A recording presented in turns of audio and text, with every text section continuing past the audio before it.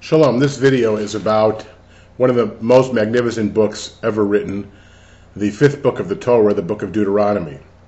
I'm recording this at the end of July, and that's about when every year when we start reading the fifth book of the Torah. This will take us all the way through the end of the cycle of Torah readings until we celebrate the end on Simchat Torah. Deuteronomy is really a standalone book. The Orthodox believe it was written at the same time as the rest of the Torah, but all non-Orthodox Jews and Bible scholars know that it was written much later. It reflects a significant difference with the first four books. It's written in the guise of Moses giving 5 discourses and then 2 narratives about the history of the Israelites until then. It does reflect much of the history of Israel. It does add 70 new commandments that are not found in the first 4 books. And it's really worth reading over and over and over.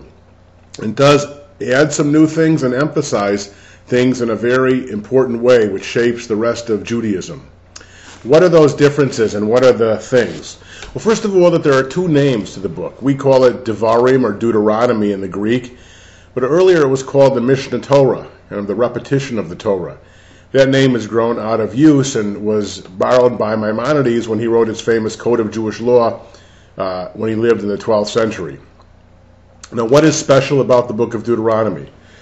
Well, there are several themes that are really profound. It's the most profoundly monotheistic text, emphasizing over and over that God is one. And it contains the basic formula of Judaism, the basic watchword of our faith. It's the only place found in the Torah which has the words Shema Yisrael Adonai Eloheinu Adonai Echad.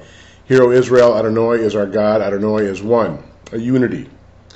It also stresses the covenant between God and the people of Israel and suggests that it's a conditional covenant on the Israelites needing to lead holy and just lives. It looks forward to a life of Israel in the land of Israel, and obviously we believe that's true because it was written while Israel was actually in Israel, not what the text literally says, that it was written just before they entered the land of Israel and just before Moses died. Its humanitarianism and its concern for the poor and the needy is unmatched. It's just over and over and over reminds us about our responsibility to others. And in a way that the first 4 books of the Torah doesn't, it centralizes and localizes sacrifice to one place in the city of Jerusalem, and that foreshadows and even gives us a sense of the predominantly important role of prayer and study. It's a very intellectual book in that it continues to remind us to study the Torah and to understand its implications. It has some core principles and rituals that are clearly Judaism, and it would be impossible to conceive of Judaism without these.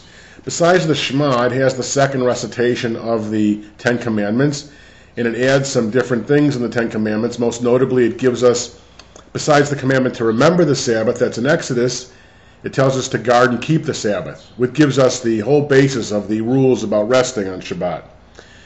It has, for example, the mitzvah of saying grace after meals, Birkat HaMazon, that when you've eaten and are satisfied, you should bless the Lord your God.